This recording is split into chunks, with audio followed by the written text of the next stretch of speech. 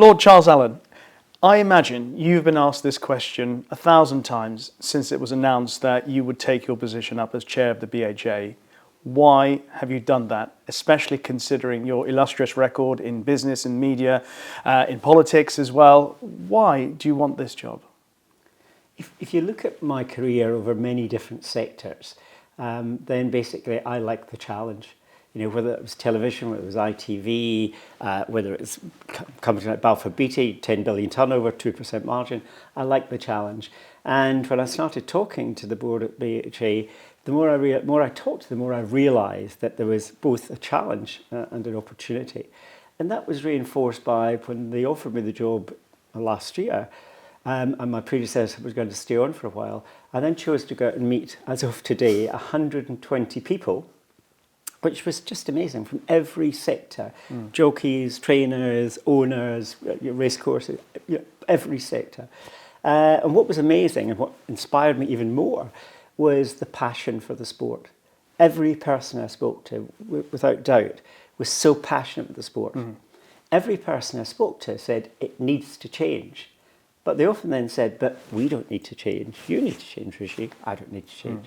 And that really reinforced the need for change. And if you look at my career, then it's been changing the game, playing the game, but you need to change the game often to win. If you do it the way you've always done it, then you maybe are not going to win. And that inspired me even more. So, 3 weeks in, I've got, 120 advisors who basically want better sport, but we need to put the sport first rather than your aspect of the sport. In the course of speaking to those 120 people, understanding that they also see the need for change, but quite often pointing in different directions for where that change should come from, did it make you aware of the task at hand in order to effect change? Yeah, I think the main thing that came across, because obviously the organisation is changing anyway. We're moving from a regulator, and a good regulator, to also have a commercial responsibility. So we needed to change. And for me, it's all about people. And, we have a very good board, but basically many of them were conflicted in the decision making, and they recognise that good people, but I'm wearing a particular hat, and you've got to wear your hat. And that was why I was really grateful that the board were supportive of the need for change from the top. And I'm delighted that this week we've just announced we've appointed very good headhunters to then find us a new chief executive and a completely independent board. And that's very exciting because it's all about people. People say, well, what links infrastructure, television, hotels, catering, entertainment? It's all, every single company or organisation, both in charities and sport, involved with Olympics, Paralympics, whatever, Invictus Games. You have to get the right people, and that starts at the top. And for me, I don't call it human resources or whatever. It's all about people and culture, and that's where I think there's a fantastic opportunity. When your appointment was announced in 2024, a lot of people, a lot of quotes attributed to your appointment or your impending appointment, used the phrase, "It's a breath of fresh air." What did that tell you? What did the use of the phrase "a breath of fresh air" mean when you would have heard that and related to your appointment, considering the state of the sport? I think what they were referring to is I didn't come with baggage. And almost in the interview they said, well, tell us what you know about horse racing and whatever. I said, well, I responded by saying I had never been in a television studio until I was chief executive of Granada Television. I'd never been in a nuclear power plant until I was appointed chairman of Balfour Beatty. I said, but what I'll bring is a fresh approach. I'll come at it and look at it afresh. I'll ask, as we'd say in Scotland, daft laddie or daft lassie questions. But that's okay, because I'm really trying to understand. And even in this week, I spent 3 days this week with the teams. And I said, forgive me if I ask silly questions, but sometimes it's not so silly. You're really trying to understand why. And when you get the answer, well, we've always done it like that. Well, maybe we need to look, because actually things have changed.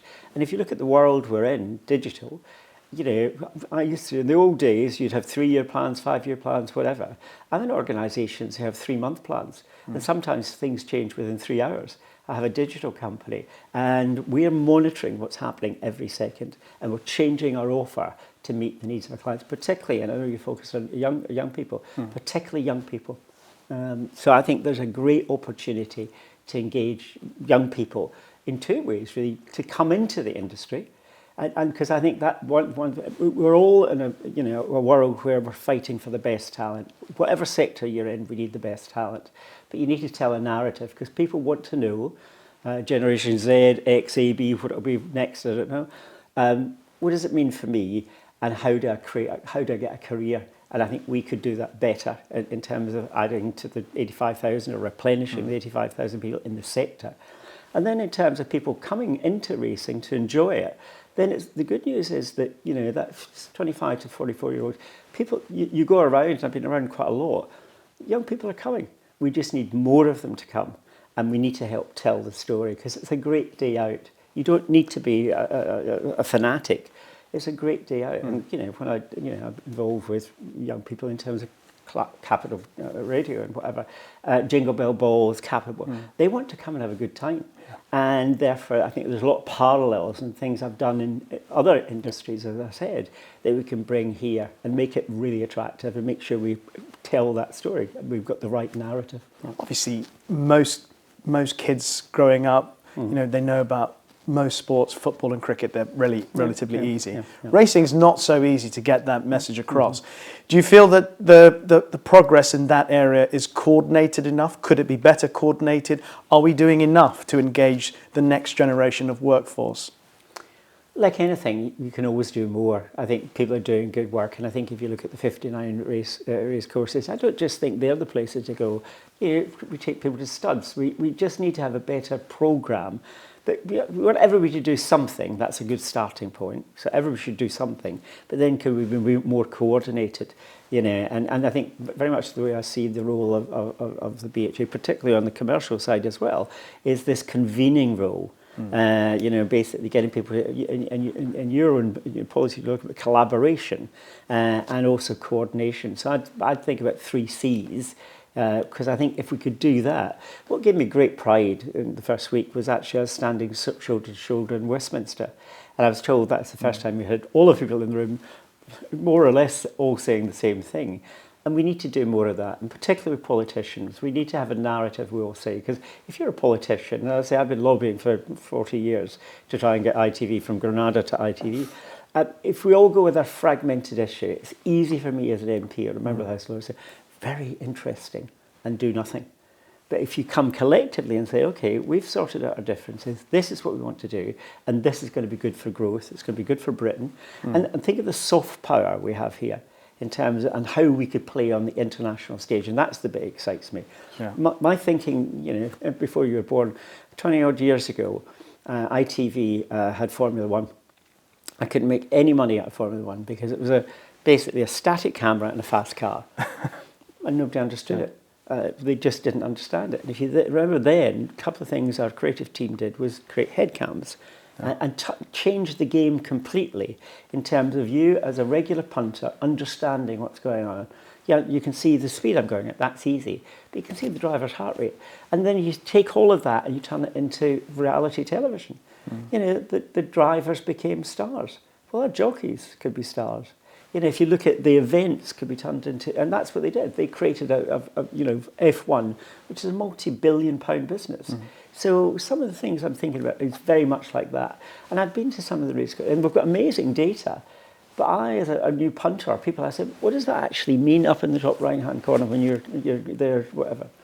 Most people don't actually know. Yeah. So if we want people to understand it, and we also, like every organisation I've been in, basically we jargonise it. Yeah. And that makes me feel excluded. So you need not talk down to me, but tell me what I'm looking for. And I was, basically we died and we were looking at the horses. The horses going around the paddock. And I said, but, I don't know which one's which. So I always picked the grey because I could see the grey and I didn't know what the other was. But that's a facetious point. But actually, why are they not numbered? Why are they not going round in order? And why some of them are not there? There's a whole series of things that, you're very close to it. That's a tiny, tiny example of saying, how do we get people to understand it more? Rather than saying, I'll go for the blue shirt, blue silk. I'd like to ask you your opinion on the importance of an independent funder such as the Racing Foundation, Yeah. in your vision of the future, how important, what role do you see for something like the Racing Foundation? I think what I'm really pleased about is that if you look at where our strategy is, and your strategy are pretty aligned in terms of what we're actually trying to achieve, and your funding is pretty crucial in terms of the things that we do. So whether that's around our own people and developing them, looking after them, whatever, because back to where they started, that we need the people. If you don't have the people, whatever. But in terms of the other point I want to make, and I'll come back to regulation, I want us to be the world-leading regulator. As well as the commercial stuff, don't think I'm ignoring regulation. That's the brief on regulation, with a key focus on equine welfare. Because I think in terms of, if there is resistance, then we need to get the cut through on equine welfare. Equine welfare is important. That's part of your core strategy. Yeah. So those top two. And then the broader ESG aspect of it, really important, particularly for younger people. There are some issues in America around some of this stuff. But then linked into your strategy, community. And we do a lot there, but I think we could tell more people about it. We do it in pockets. And I think we need to find a role to coordinate that and retell the story. So get the data, I turn up places and you think, you do this and you do that and you do the next thing. Because I'm new, I didn't know about it, but some people don't know about it. Sometimes I work in the industry, I'm in it every day, and Yeah. I sometimes say, I didn't know we did that. The messaging sometimes is slow to come forward in some of the positive things we do. Well, I think we can be criticised, and every industry is criticised, but I think gathering that together, and as I said, repetition. I didn't know about that. I think keep throwing new things in. Did you know what we did last week on this with the schools, whatever? It's human examples. Yeah, you'll notice I haven't quoted, I'm an accountant, but I haven't quoted a single figure because everybody quotes figures. Yeah. I want to know facts and I want to know human stories because I can say X%, Y%, 300 million here, 300 million there. That doesn't get any cut through. But let me tell you about Joan. He gets up at 4 a.m. He's a stable lad. He had special needs. Whatever, all the work we do in the community and how we have helped him, and look how his career has progressed. And we've got thousands of stories like that. Thousands of people who've come through the industry who are passionate. Yeah. And I think how do we turn? I started the conversation with a passion. How do we turn that passion into progress? Progress in all the areas we talked about. I don't think you ever get perfection, because it's never there, but you need to have a pathway to progress. And whether it's you going to the gym or losing weight or whatever you're doing, it's about people on the journey, but knowing the North Star. And for me, the North Star is world-class regulation and growth in all the areas I've talked about. Yeah. Moving into the latter stages of the interview, and I wanted to ask you last few questions. So you imagine yourself, as you would have to if you were trying to engage the future generation of a workforce or fans or coming into the sport, and you see the picture of the sport as it is, with the challenges of tax, with the black market, with affordability checks, etc., equine welfare. Do you feel that there is a mountain of work to achieve in order to be able to engage them and be able to attract them to the sport, or do you feel this is something that can be achievable in your term, that we can make huge inroads into engaging them despite the challenges that we face? Yeah, I think if you're coming into the sector, you probably don't look at those challenges because every sector has challenges. If you look at the BBC, you look at ITV, they're saying we're losing 16 to 24-year-olds and whatever. So every sector has a challenge. I think providing people can see how they can move forward personally. If I talk to you, what are you interested in? You're interested in yourself, you're interested in your family, whatever. You want to know, if I join this sector, what will my life feel like? And because you're joining a sector that's really passionate, you're not turning up in a factory every day. You're doing really interesting things with, hopefully, animals you love, the thoroughbreds we love, and great people. That's not a bad starting point. We just need to articulate it better. And I know I'm sounding like I'm repeating myself, but I am, deliberately, because we just need to keep telling it. And the other thing I think really works is role models. People who have been successful in the sector, going out and saying things. You look at some of the work I do in schools, Lordy turns up, blah, blah, blah. But I have to go back to Dad died at 14. It's not a sob story. I didn't go to university. I felt ashamed about that. I'm dyslexic. I was ashamed about that. And if you look at just, going out there and saying, actually, let me tell you, and that's the day, because let me tell you some of the things I've done. You're not bragging about it. Let me tell you my job today. Let me tell you at the BHA. It's amazing. It's fantastic, amazing people. Come and join us. And I think we've got a lot of people, if we could help channel their energies, who tell their stories of how they got involved, how they made money, how they got involved in racing. There's thousands of stories. And, I haven't met thousands of people yet. Well, I've probably met a few. But basically, that energy, that passion, sometimes in other sectors, and we have to build on that. And particularly young people want to know that they're not going to be in a factory for the next 40 years. They want to do something that's interesting, whatever. And we've got a great sector that can basically, you can be part of. And we're some people don't like me saying this, but we are in the entertainment sector. I took one of my whole company, senior management, 400 people, to Disney because we were in a service business, and we won a Mickey Mouse ears at the Mickey Mouse University. And it was reminding them, you might be serving lunches, you might be cleaning floors. We're in the service business. A big company, ISS. We had 540,000 people in 53 countries. And the change was about understanding we're part. In Disney, they call the people not the colleagues; they call them the cast.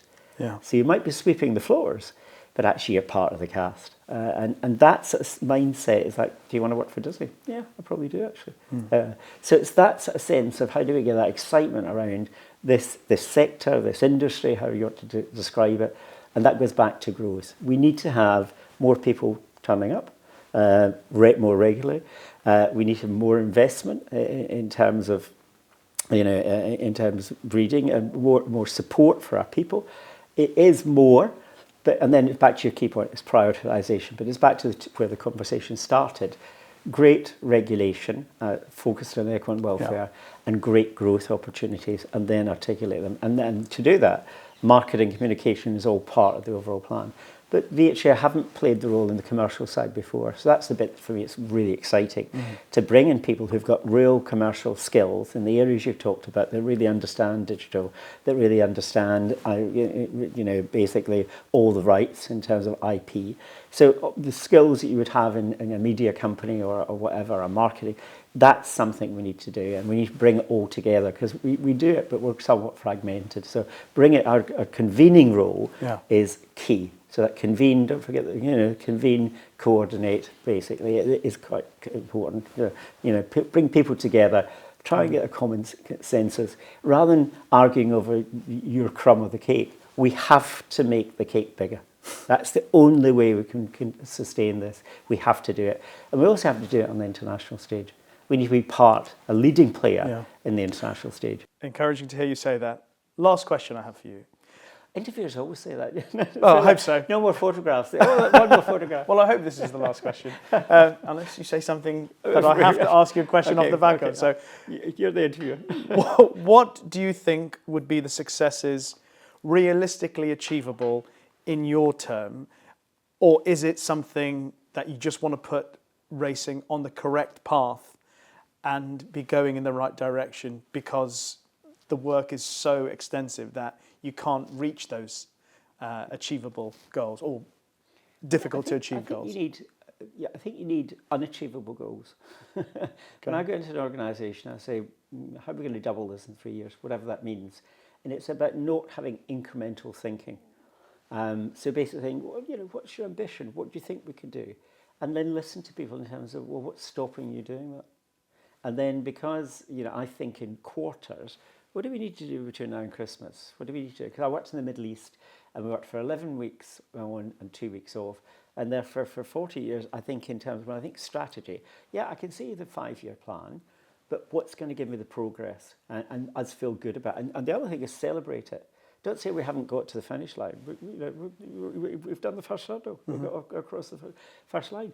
So basically creating things that are very ambitious, but structured in a way that's achievable. And in terms of, I haven't said we're going to do this, because 3 weeks in, I need to do a lot more work. And it's not about me, it's about a team and people, and getting people aligned with us, to actually say, we're up for that. we can do that. Because you almost need to hurry slowly, because if you don't take, if it's a company, in some ways it's easier. But, if you look at the Olympics or you look at, basically Invictus Games, my challenge there is 10x. You're doing 1 at the moment, I want 10. Now, I don't know what 10x actually means, but it's an ambition. And that then changes mindsets in terms of, well, do you think we can really do that? Because the most successful people I've worked with is they didn't think they could do it. When you set that target, they didn't think they could do that. And actually, it's really releasing their energy, their ambition, their talent, their knowledge, their skills, experience. And some of the times, the people I've worked with, they thought, God, I never even thought I could do it myself. I couldn't run that fast. I couldn't lose that much weight. I couldn't do this, that, and the other. And therefore, it's encouraging them to actually do it. But it's also holding people to account. You said you were going to do it. Let's do it. Now, there might be mistakes, but that's okay. If we're going to make things, we're going to make change, and that's what everyone says they want, we'll make a few mistakes. So let's not focus on the mistake. If any mistake in this world, in the digital world, fail, but fail fast. Then get on and do it and fix it. So it's not a problem, because actually if you make people afraid of making a mistake, they don't change, and they don't make mistakes, and they don't succeed. So I have a very different mindset, and it's sort of worked in a few sectors that I've been in. So I'm really excited about being here. Last question, no. Thank you very much. I've enjoyed this chat with you. I'm encouraged. I hope people listening to this will be encouraged by what's to come. It's a huge task at your feet, but the very best of luck. Thank you. That's very kind of you. Thank you. Appreciate it.